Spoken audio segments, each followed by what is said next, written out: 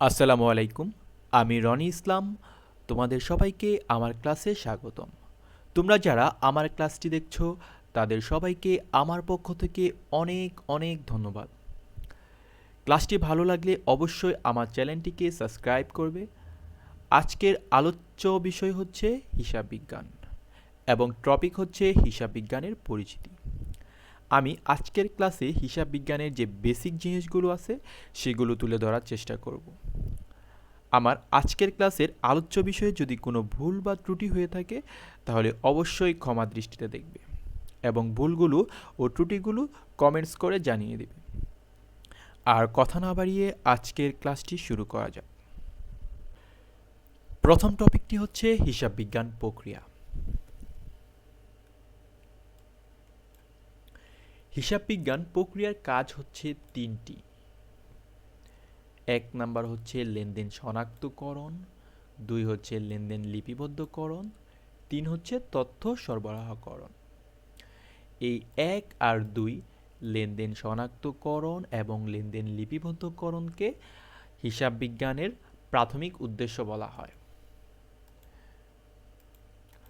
আর তিন নাম্বার তথ্য সরবরাহকরণকে হিসাব বিজ্ঞানের প্রধান উদ্দেশ্য বলা হয়।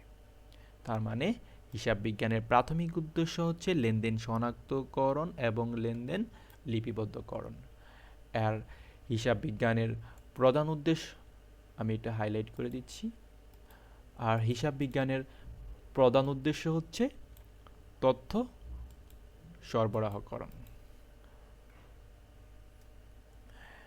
এরপর যে টপিকটি আসছে সেটি হচ্ছে লেনদেন লিপিবদ্ধকরণ। এই লেনদেন লিপিবদ্ধকরণের ধাপ তিনটি। এক হচ্ছে লেনদেন বিশ্লেষণ, দুই জাবেদা, তিন হচ্ছে খতিয়ান।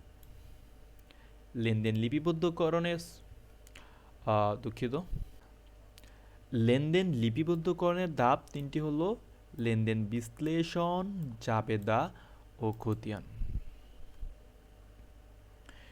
হিসাব বিজ্ঞানকে ব্যবসায়ের ভাষা বলা হয়। এগুলো এমসিকিউতে এসে থাকে। হিসাব বিজ্ঞানকে কি বলা হয়? হিসাব বিজ্ঞানকে ব্যবসায়ের ভাষা বলা হয়।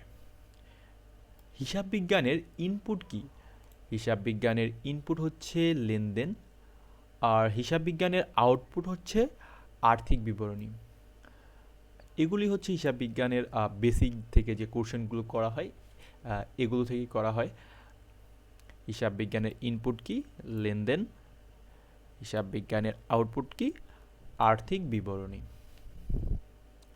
এরপর যে টপিকটি আসছে সেটি হচ্ছে হিসাব বিজ্ঞানের জনক। আমরা জানি হিসাব বিজ্ঞানের জনকের নাম লুকা পেসিওলি। লুকা পেসিওলির জন্ম হচ্ছে 1447। দুঃখিত, এখানে 1847 দেওয়া হয়ে গেছে, এটা হবে 1447 এবং মৃত্যু হচ্ছে 1517। এই লুকা পেসিওলির প্রথম যে বইটি প্রকাশিত করে সেই বইটির নাম হচ্ছে সুম্মা ডি এরিথমেটিকা জিওমেট্রিয়া প্রপোর্শনি অ্যাট প্রপোর্শনালিটা। লুকা পেসিওলির তাহলে প্রথম প্রকাশিত বইটি কি হচ্ছে? সুম্মা ডি এরিথমেটিকা জিওমেট্রিয়া প্রপোর্শনি অ্যাট প্রপোর্শনালিটা।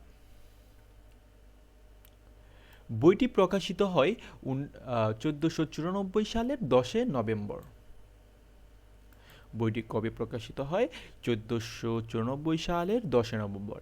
এই প্রশ্নটি সবসময় এসে থাকে এমসিকিউতে, এই প্রশ্নটি আসে। আর এই 10 নভেম্বরকে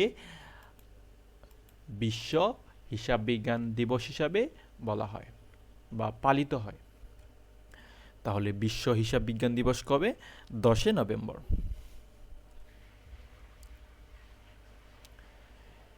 এরপর যে জিনিসটি দেখব, হিসাব তথ্যের ব্যবহারকারী। হিসাব তথ্যের ব্যবহারকারী হচ্ছে দুই ধরনের। এক হচ্ছে অভ্যন্তরীণ ব্যবহারকারী, দুই হচ্ছে বাহ্যিক ব্যবহারকারী। তাহলে হিসাব বিজ্ঞান তথ্যের ব্যবহারকারী হচ্ছে দুই ধরনের। এক হচ্ছে অভ্যন্তরীণ ব্যবহারকারী, দুই হচ্ছে বাহ্যিক ব্যবহারকারী।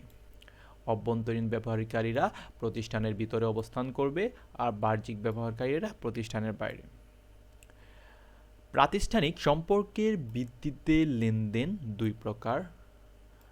প্রাতিষ্ঠানিক সম্পর্কের ভিত্তিতে লেনদেন দুই প্রকার।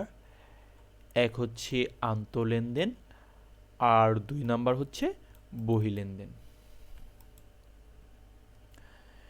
আমরা এর পরের টপিকটাতে যাব। এর পরের যে টপিকটা আছে সেটা হচ্ছে হিসাব বিজ্ঞানের ভিত্তি। হিসাব বিজ্ঞানের ভিত্তি হচ্ছে দুই প্রকার। এক হচ্ছে বকেয়া ভিত্তি আর 2 হচ্ছে নগদান ভিত্তি।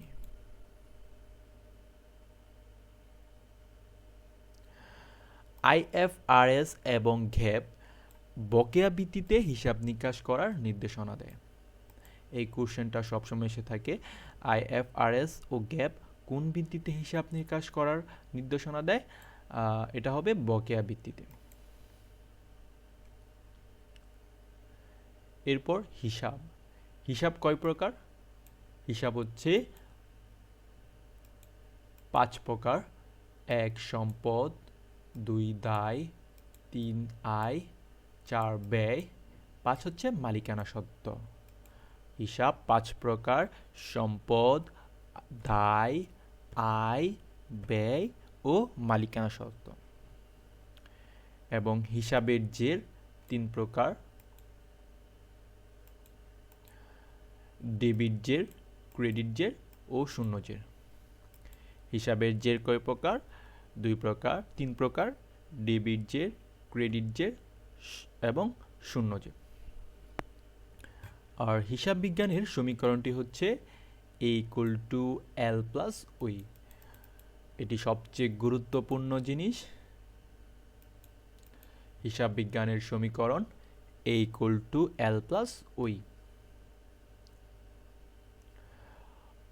আজকের আলোচনার বিষয় এইটুকুই ছিল।